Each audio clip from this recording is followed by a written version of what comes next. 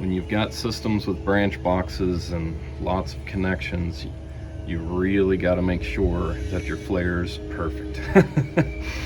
I'm actually redoing all of the flares in this entire building because there were so many leaks.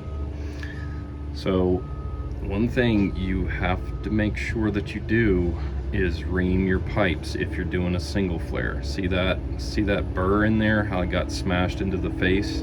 That's going to be a leaker. So anything above 3/8 I single flare. So I'm going to show my favorite method for single flaring here. Anything 3/8 and below I double flare. And the advantages of a double flare is that you don't have to ream the pipe. You end up with a much tougher bell. You can see the problem here. This was a leak waiting to happen. That's why after I found a few, I just said, no, we got to reflare them all. All right. I'm going to be using two types of flaring tools. This is my double flare kit, and it's made by RIDGID. It's a 345, and this is by far my favorite single flare kit. This is made by Yellow Jacket. No, it's not a kit, it's just the tool. But if you buy it and this is loose, don't tighten it up. Leave it like that. That's exactly the way it's supposed to be. What it does is it drives down to make the bell, and then it takes a few rotations before it starts to loosen, and during those rotations it's burnishing the face of the flare. It makes it absolutely beautiful. You've also probably noticed that I take the bars off my flaring tools, and that'll become clear why I do that in a bit. Okay, the first thing I need to do is cut the old bells off, and I want to conserve as much pipe as possible. So I'm using the notch in my tubing cutter to help this wheel get up as close as possible. Okay, let's cut these off. On this pipe, I'm not worried about the outside because this is going to be a single flare. Because this is a double flare and the pipe's going to be folded in on itself, the outside of the pipe has to be free of like nicks and stuff from the old flaring block. So I'm going to use this Scotch-Brite pad and get this all nice and shiny. Anything that's deeper, I can use some sand cloth on it, but ultimately I want to finish the surface with this. The surface is nice and shiny now. There is a nick here, but that's down too far. It's not going to interfere with the face. It's from about here up that I want perfect. You can see that I'm using the die to set the height of the pipe. Comes right up to the shoulder, and I've found this extremely helpful. Just a pair of vice grips to clamp your flaring block onto the pipe. And this just holds everything while you get your yoke set. Okay, I flipped the die over and I've got the nipple down in the pipe, and then I slide this over and hand tighten it, which is one reason I've got the bars off of these. It's much easier just to hand tighten everything. So you hand tighten this screw first, and then I'm gonna tighten this one hand tight. And then I'm gonna take the bar and tighten this all the way tight, and then drive the die down into the pipe. The die has now made a bubble in the pipe, and you can kind of see where it looks wet. That's because you do want to lubricate everything with oil. That'll help your flares turn out nicer. Okay, so everything's tight. Now I'm going to loosen this and take my die out. I like to just use a pocket screwdriver with a magnet to grab the die out. Now that that's out, you can see the bubble. Now we're going to take the flaring cone and crush it down into that bubble. The double flare is now done. I'm going to loosen everything up and take off the flaring block. You can see how nice that looks. However, I always polish right here, because sometimes there's a burr that forms right here on the bell, and I don't want the nut pushing against that burr. And I also just polish the face just to give it a final polish. You can See how nicely that turned out? And on small pipes, it's very nice to have a thick bell. The thick bell that the double flare creates prevents splitting and just makes it all around a much tougher, better sealing surface. Okay, now I'm gonna put some Nylog here. I'm gonna put Nylog on the threads and Nylog on the face of this. And that lubricates everything and helps everything crush up together. The reason for Nylog here is you don't want your nut to catch.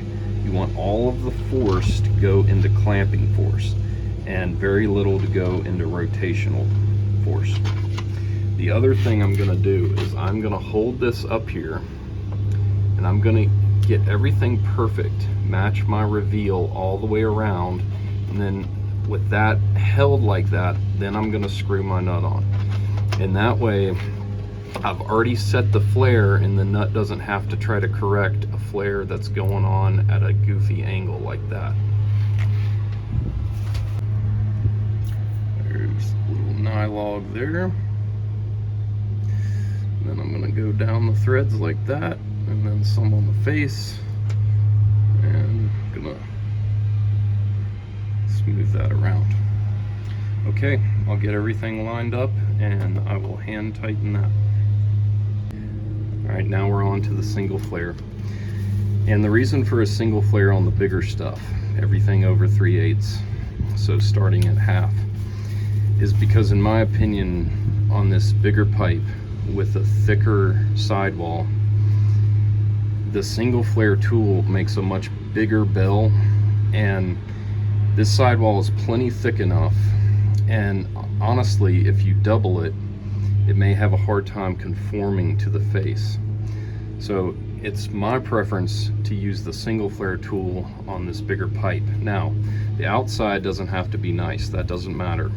But what we do need to do is deburr that, because the flaring cone will crush that into the bell and then you have an uneven surface. So I'm going to show you how to deburr that. And this is the worst case scenario because all my shavings will fall down into here. But never fear, I've got a solution to that. Okay, here's my very high-tech solution. All you got to do is just rip up a paper towel. I like to use the ones that come from the supply house that are very tough. Like, there's no chance of it ripping off inside the pipe. I've never lost one down in a pipe ever. They fit very tight, and then you're going to take your reamer and go around until you've cut off that burr. Okay, it's been deburred. You can see all that trash that would have fallen in the pipe. Now, if you happen to get a shaving in here, it's not really the end of the world. I've cut open plenty of line sets, and the crap just kind of like sits in an elbow or wherever. But I'm going to take this screwdriver. You can take a pick. I'm just going to hook the cloth. Okay. Now that I've got it up like that, I'm going to pull it up here and then just quickly pull it out. And that keeps all the shavings from falling down in there. Let's get our single flare tool set. Let me point out that you see that crud on there? That's just crud from the, you know, the top of the pipe and little flakes and stuff. You gotta clean that off. Otherwise the cone is gonna press that into the bell and you'll get an uneven surface. So I'm gonna clean this. I clean it every time I use it. All right, it's discolored, but there are no flakes on it. Then you set your die to, I'm gonna have to move that to 5/8. And when you move this wing nut back, this little arm extends, and that helps you set your pipe height. And then when you put the wing nut back up to tighten this, it moves out of the way. So let me get this set on the pipe. Set at the perfect height. Now I'm just going to run this down. You can see how much faster it is to do that than to have this bar on there. And then I'm just going to tighten it. I like having a 90-degree on there for tightening and then a straight end. When you're in a tight spot, that really helps out. But I need two hands. I got to hold that handle. So let me get it nice and tight, and then we'll look at the flare.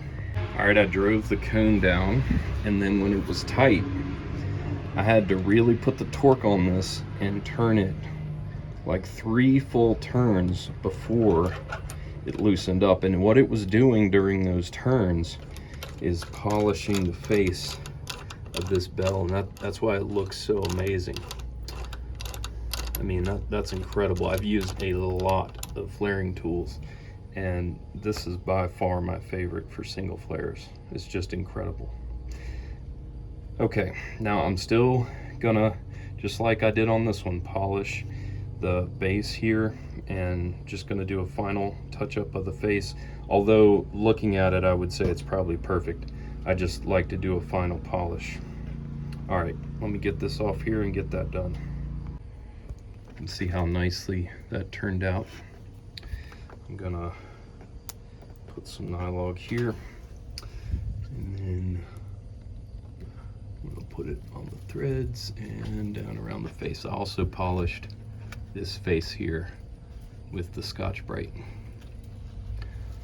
Okay, let me get that tightened on there. Now we're gonna tighten them, and always use a backer wrench. I like this one because it's like a vice grip, just stays put. Then I'm gonna torque them to spec.